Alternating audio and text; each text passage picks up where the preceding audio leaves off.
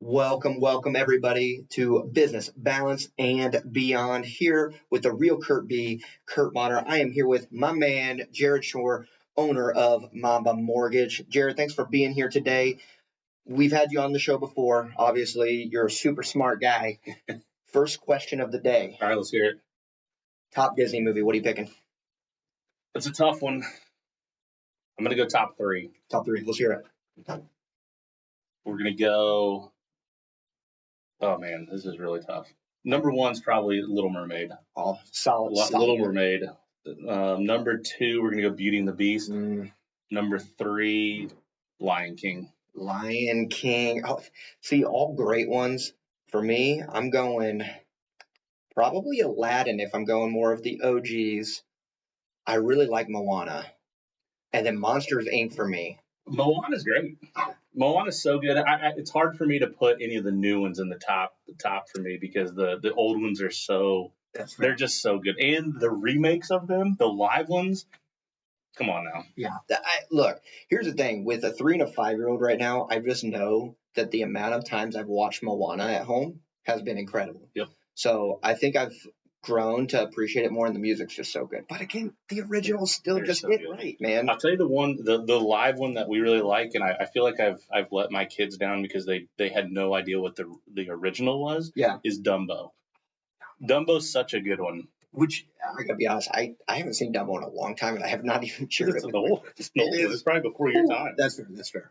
All right, well, let's get to it. Yeah. So today, I want to talk about refinances and HELOCs and kind of the power behind those, just to help explain to listeners and people tuning in to say, how could this be beneficial to them, and where do they even need to start with this stuff? So we want to look, because rates move quick, life moves even faster, and again, are we looking to lower a payment? Is there a change in PMI and all that fun stuff? And we could touch on some of those things. But why would somebody look to refinance? There's a lot of different reasons, but really there's a couple different big, I guess, reasons why somebody would refinance. Yep. One would be a change in life event, Yep. right? Whether that's, we see a lot of, I don't want to start with the negatives here, but we see a lot of divorces that happen where now we have to split. Somebody's keeping the property, somebody's not. And you have to refinance to get that property out of the one spouse's name into another. Yeah. So, and there's a ton of different life changes that could happen that would cause you to, to want to do a refinance. Mm-hmm. The other one is, there's a cash out refinance, right? And cash out, there's so many different reasons why you would do a cash out refinance: to take equity out of your property. You've got home improvements, paying off debt, just emergency fund. You've got weddings. We see a lot of people taking out a mortgage to pay for weddings. Education, everything's expensive now to do any of that. And the best source of equity that people are paying into is, in their house. Yeah. So, cash out refinance. The other one is just a simple, I want to lower my payment, right? Or not just lower my payment. Maybe the payment's comfortable, but they want to keep the same payment, but be able to go to a lower rate and pay it off at a faster rate. Yeah. So I think it's a very broad question. There's tons of different reasons why people want to refinance, but those are probably some of the highlights of and reasons why people would. No, I appreciate that. I think that some of the ones that I've seen the most personally have been folks coming in saying, hey, I have a bunch of credit card debt and the 0% financing is over. And now I've got 20, 30% APRs that I'm paying on these bad boys. And they're like, how can we look to take care of this? And home equity is a super powerful tool. Well, America in general has the highest amount of equity in their properties that they've ever had. And then to coincide with that, we also have the highest amount of consumer debt that we've ever had. And so, utilizing that equity is a great tool. No, that's awesome. All right. So how would somebody choose between doing a cash out refinance or a rate term refinance, a HELOC or a HELOAN? Yeah, some of it, again, kind of a big question. Yeah. It's really just from the loan officer side, asking the right questions to make sure we're customizing it to what meets not just the short-term need of our client, but also the long-term needs. Because I mean, we don't want to put somebody in a loan that feels good right now, and then in 5 years from now puts them right back in the same situation that they're in. And that's you're just adding cost, to what you're doing. And so I think it's just it's just customizing it. But if you don't need cash, right? In cash, I don't think people realize this. Cash out refinances come with a higher interest rate than a rate and term refinance. And a rate and term refinance is where we're just restructuring the current debt and lowering the rate. We're lowering the term sometimes. And so I think it really goes back to what the goals of the client are. And just customizing it there. But nobody's ever said no to a lower payment, I don't think. Right. Hey, we're saving money. I don't think I want to do that. It's not going to be a good fit. I do think it's interesting because a lot of us, as we're trying to decide what to do with that, and sometimes it's all about just making that first call. I've gotten on the phone with several people where they're just like, I don't even know where to start. I'm like, well, you made the first right choice because we're on the phone now having this discussion, and having that first call is important because now we have a better understanding of what are your goals and why now. Why are we choosing now to do this? Right? It doesn't cost anything. No, it doesn't. It's just getting things started, and that's what we're here for, is to be able to assist people in saying sometimes right now is the best option, sometimes it's not.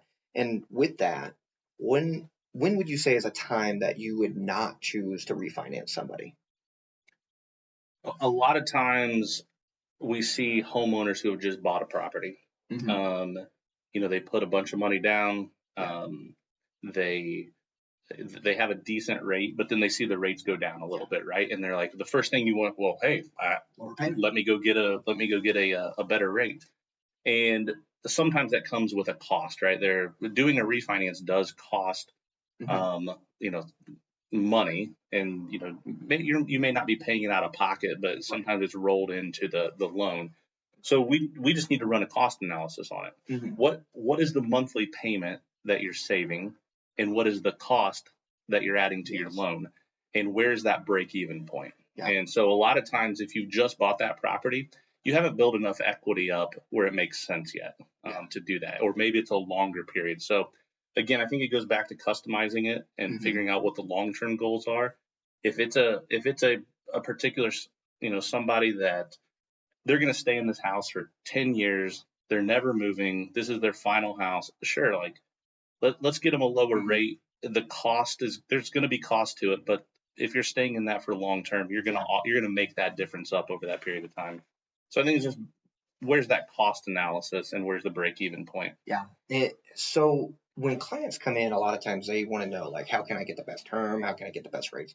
What would you say is something that we can do as loan originators to really help them get the best opportunity? One is making sure from the credit perspective that their credit scores are as high as possible. Credit does play a factor into what your rate's going to be. So, it's especially somebody who's looking to pay off debts, right? Here's the big catch-22 with this. We're trying to pay off debts, and if we pay off debts, your credit score is going to go up. But a lot of people don't have the cash to pay off those debts before the refinance. And so sometimes it makes sense, hey, let's get you out of this debt. That's going to save you X number of dollars. Right. If those dollars might be able to be put back to the mortgage to pay the note off quicker, which is great, right? Because now all of a sudden you're outpacing the rate. If you're paying more than what the minimum payment is, the rate almost doesn't matter at that point because you're outpacing it. An interest rate really is just there to calculate what your minimum payment is over a certain term, usually a 30-year term.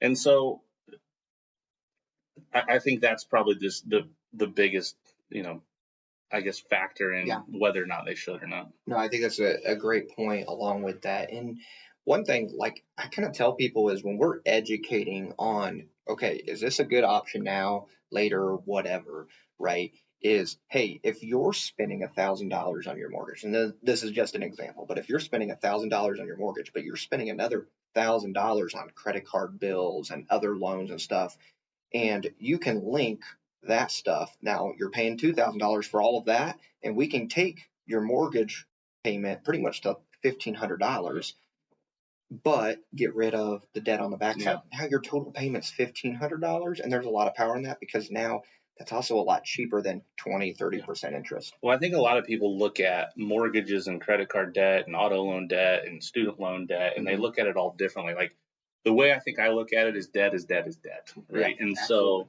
if you start looking at and combining it and saying, hey, what's my effective interest rate? My rate on my mortgage may be, up significantly lower, but it's also amortized over a longer period of time. My credit card debt may be at 28%. My auto loan may be at 9%. My student loan debt may be at 15%.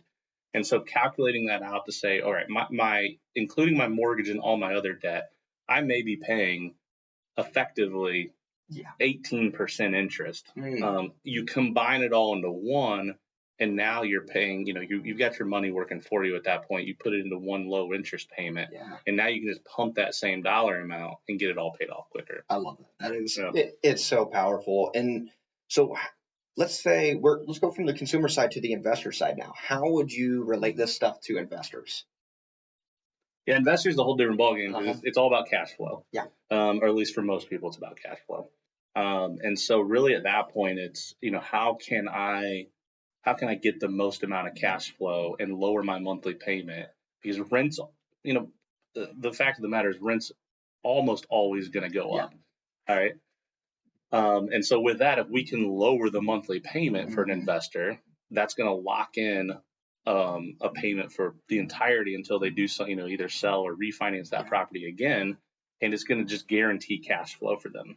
Yeah. So it's all about cash flow, and because it involves cost too. Yeah. But really, at the end of the day, for an investor, it's how can we get cash flow? Absolutely, I've got a couple right now that are talking about using it more so for leveraging to scale, right? And I think that can be another way to look at it is, yes, cash flow is so important for most investors, but also saying, okay, can I leverage that equity to scale my business? Well, and it still goes back to cash flow because what they're doing is they're saying, okay, I'm gonna lose cash flow on property A, take the equity, do a cash out refinance, take the equity of that, so I can go buy 2 more properties, and now my cash flow just doubled with property, by using the equity of property A. So yes, it is scaling, but scaling's all cash flow. There's so many factors going on, but it all comes back, is there money being made in the investment world? All right, what is a myth cost people the most money? A myth? That's a tough one. You didn't prepare me for this one. I'm sorry, I did not prepare him. Bonus question: a myth that costs the most money, related to more refinances or not refinancing. So it could go either. I think the first thing that pops in my mind is it ties to credit. Yeah. And the one myth that I think, there's 2. One is if my credit's pulled by a mortgage company, then my credit's going to, I don't want anybody to touch my credit, and that my credit's going to drop, a whole bunch, and now I'm not going to qualify. It's just not true. Right. We want to be able to look at your credit so we can give you the most, the best options out there. The second is I make my payments on time on my credit cards, and so my score should be better than what it was. Well, what most people don't understand is the bill that you get at the end of the month on that credit card is what's reporting the credit. So you may pay it off every month, but you max it out every month, and that bill is what's reporting. So when we look at your credit report and what the score is calculated on is that bill. Yeah. So if you got $1,000 limit and you have $1,000 every month, but you pay it off every month, it's still showing that you have a maxed out credit card. Yeah. Your payment history is great, but your leverage on that credit card is not so great. So what we always tell people is keep that leverage of below 30%. What I mean by that is if you have a $1,000 limit on your credit card, keep the balance below $300. Pay it off every month, but that way you're not, accruing interest. But that 30% mark is kind of the magic number. Yeah, credit is so powerful, and you guys can go check out the video with Colby that we talked about some credit stuff as well. It has loads of information, including some of that stuff that you said. Jared, I just want to kind of wrap up here. I think some of the base things here, refinancing, obviously a powerful tool for both the consumer world and the investor world. Having the ability to look at cash out refinances, rate term refinances, looking at HELOCs, and how can we leverage that to either save you money or be able to put that money to use somewhere else. What other final tips do you have on refinancing and HELOCs? Yeah, I think haven't really touched on HELOCs yet, but I think HELOCs is a great way to tap into equity to do a lot of the things we just talked about. And the reason you use a HELOC, like most importantly, is if it's a short term. If you're going to plan on paying it off in 1 to 2 years, 3 years most, it's a great tool because it gives you quick access to cash. You might have a slightly higher interest rate, but you don't have to touch your first mortgage. So what we're running into a lot in the market is, the term the golden handcuffs have kind of been thrown out there. And what I mean by that is almost everybody who purchased a house prior to COVID refinanced during COVID, and you've got an amazing interest rate, like rates we're never going to see again. Well, it's hard to convince somebody that has a 3% interest rate to say, hey, we should do a cash out refinance and take your rate from a 3% to a 6.5%, right, and doubled up. Well, if you don't need that much cash, a HELOC, you can not touch that 3% and take a second. We just talked about there's so much equity in people's houses, and you can utilize the HELOC to do home improvements, pay off debt, all the things that we just talked about. You can utilize that without touching your first mortgage. Yeah, and they're cheaper, they're quicker. They're just, it's a great tool. It's a great tool. No, I should say for short-term stuff. When you start looking at, hey, I'm utilizing this as a long-term solution, just know you're going to have to do something with your first mortgage down the road with that. But it is a good short-term solution for an equity issue. Yeah.